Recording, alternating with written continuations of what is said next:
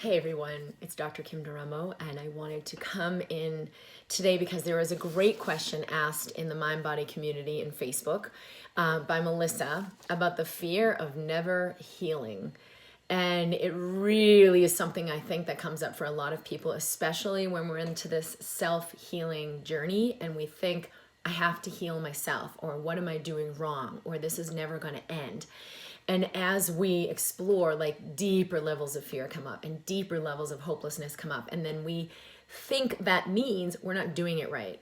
And then we're like, this is stuck. This is a conundrum. Okay, so I dealt with this a long time ago when I had a pretty significant autoimmune illness and chronic severe pain and all kinds of strange symptoms. And I thought, because I'd studied mind-body medicine for so long, that I needed to heal myself. I didn't really understand what it meant to allow self-healing, to access and ignite my body's ability to heal itself, and that this is not something we can do or force or make it happen. And so what happened was, like, things just kept worsening the more I tried to heal. So hello to everyone who's joining live. I would love to hear your thoughts on this.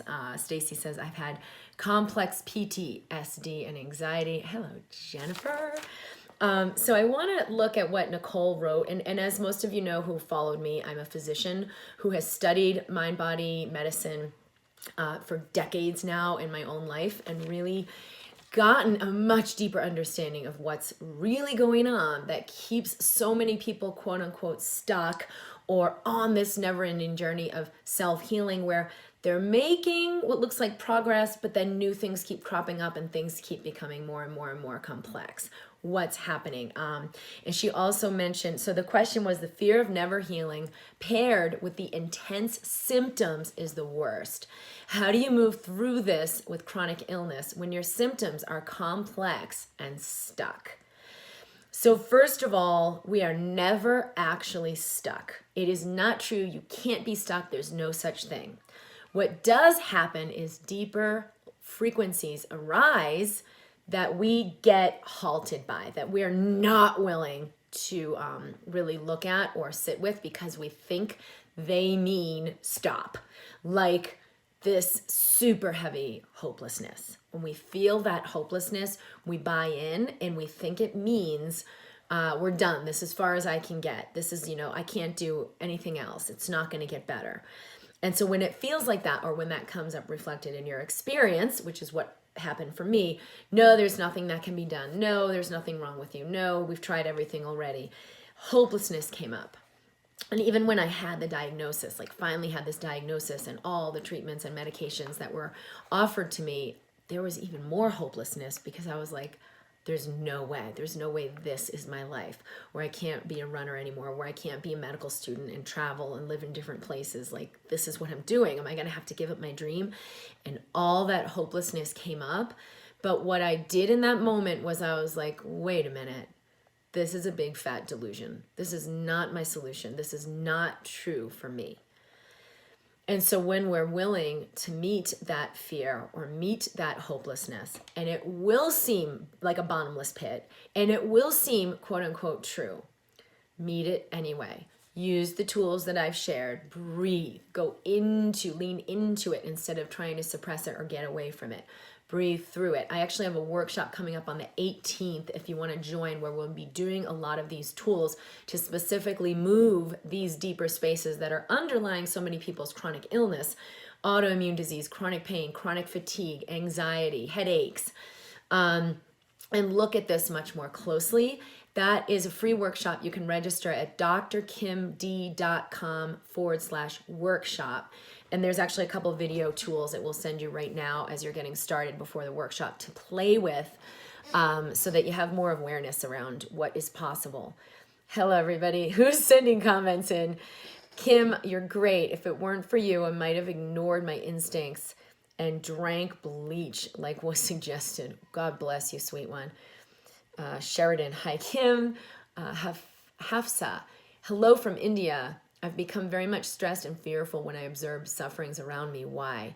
Well, it's always, where have I not resolved my own spaces of fear?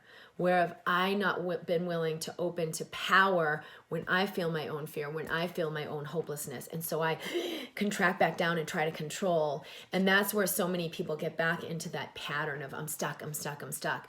You will not resolve things that way. I could not resolve that chronic illness no matter how hard I tried to heal myself, because it was that exact foundation of I'm not good enough, I need to get better, I need to do more, I need to try harder. That was what created the illness. Guess what it will create? More illness, more conundrum, more complexity. It doesn't need to be that way.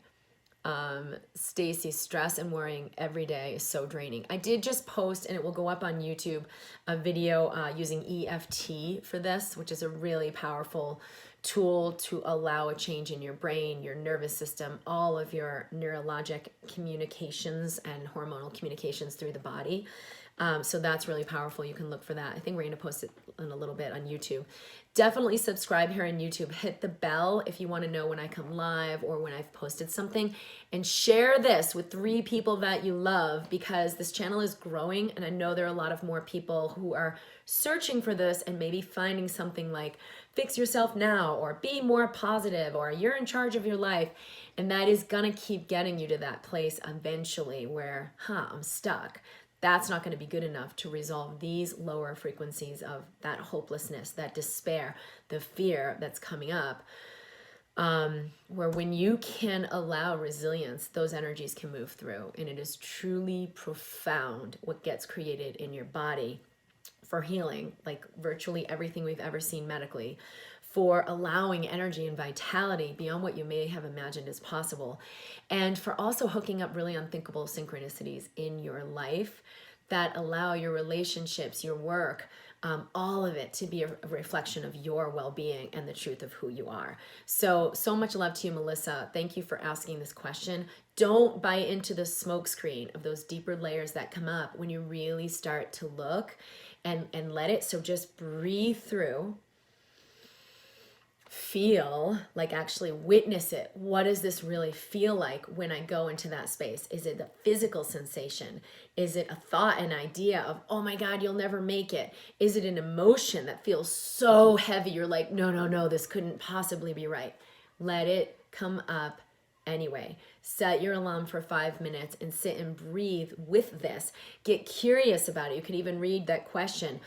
It's in the Mind Body community in Facebook. The fear of never healing paired with these intense symptoms is the worst. How do you move through this chronic illness when your symptoms are complex and stuck? So look at, what am I buying into about this? This is stuck. I'll never make it. This is complex. It's too big for me. Am I willing to let that go and allow something else to arise? All right, Jennifer said, start noticing the synchronicities and watch them multiply. Yes. Denise from New Jersey. Oh, thank you. And I love the comments. Where are you from? Where are you tuning in from? And did any light bulbs go off or anything come up for you when you listened to this? For everyone here live and everyone who's listening to the recording, I will circle back. I do look at my comments on YouTube. I get all of them. I don't always reply. Stacy from Massachusetts. That's where I started out too. I don't always reply to all of them, but I do read them, and they mean so much to me that people are out there listening, that it means something to you, that it resonates within you, because the work I'm doing is really about opening you to the truth within yourself, to the healing within you, not another thing like listen to me and do what I'm telling you and I'm your source. Nothing outside you is your source, but it can only help to point you to that within you that is your source, and to assist you in opening to it more fully. And so that is what I would like to invite Melissa and everyone to today is, would you be willing to go more deeply into what's arising in you and let it move through? Tisvi from Israel. Hello, beautiful. All right, I am live every week for a Mind Body TV episode at 11 a.m. Mountain in the Mind Body community on Facebook. We do always share them to YouTube as well. So definitely subscribe and share this with those that you love. And we will allow this expansion to continue. The workshop is at drkimd.com/workshop. You can register for free, and it will send you some Mind Body tools right away to begin working with. Jen says, I have chronic pain and have been working on myself through tapping daily, journaling, meditating, yet I still have symptoms daily. I've been on this path for a while now. So one of the biggest things with EFT tapping especially is, are you willing to let your symptoms guide you into loving and nurturing yourself more fully, as opposed to using these tools or EFT to make them go away? Your system knows the difference between conditional and unconditional love, unconditional attention. Like, I'm going to focus and work on my body so that this goes away and I don't have to deal with this, is actually resisting the now, avoiding the now. I'm going to meet my body more fully, love and nurture myself for the purpose of loving me now, of showing up for me as love, as meeting what's arising to be love for myself. That is a completely different resonance in your cells, and it will always open you to more lightness. That is exactly what allows healing. What I've seen as a physician can heal literally everything I've ever encountered. But it won't necessarily come in the timeline you want or the way you want, but you will feel the lightness right away when you enter this. Yes, it feeds your cells. Yes, it allows healing, but you're not doing it so that I get this thing.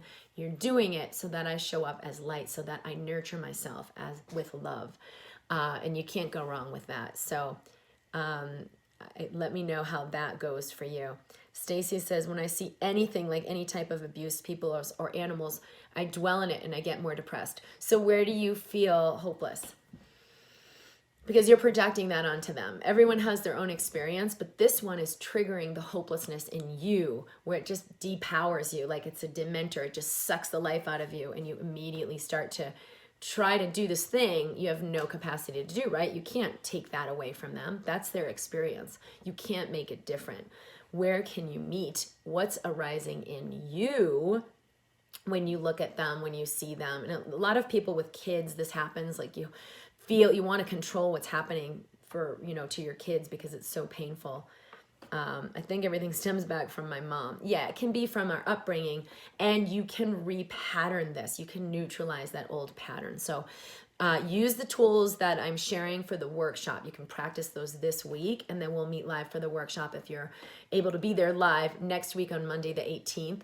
It's at drkimd.com/workshop, so you can join me. But either way, you can have the replay if you're not there live, and it will send you those tools right up front. Jen says, I believe I'm loving and nurturing myself through the tapping. I'm sitting with love and not fear. This has changed drastically in the last year. I used to do it from fear. Yeah, and you'll immediately feel the lightness. So then don't bring your attention to, but physically it didn't change yet, or but nothing changed. Just stay with A. There's lightness here.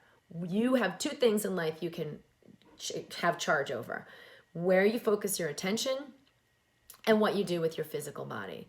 And it ends up, those are the only two things that truly matter to allow the manifestation of everything that fills and fuels you. Jen said, thank you so much for your ongoing help. You've really helped me change the way I look at my healing. Mara, dealing with chronic pain in the midst of loss and betrayal of a loved one. How do you work through the grief of this sort in the midst of that? My heart literally feels broken. Small doses. Give yourself breaks. I'm going to meet this grief. I'm going to sit with what is in me and presence it. And let yourself go to that depth of despair or grief or whatever is arising. Yes, I will give space to this. Breathe, breathe, breathe. Relax your shoulders so your body can truly transmute energy as you breathe. I think that was like the first exercise that came out in the workshop series. So you'll have that. And then don't think you need to get through it all at once. Give yourself a year. Give yourself a decade. It probably will take a lot less than that because you're consciously choosing to meet these energies.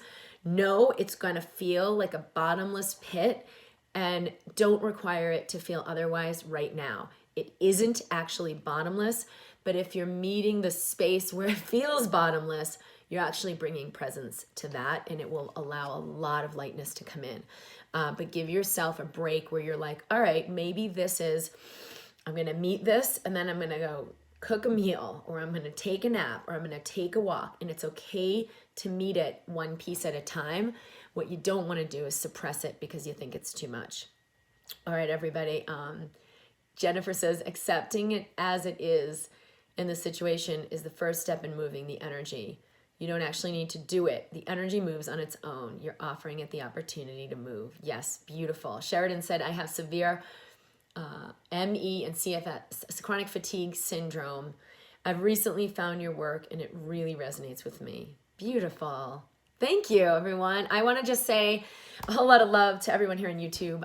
I love connecting and communicating with you, and I look forward to the growth of this channel. So share this with 3 people that you love and invite them to experience something different, something new that maybe they never really thought was possible, but is actually within us all.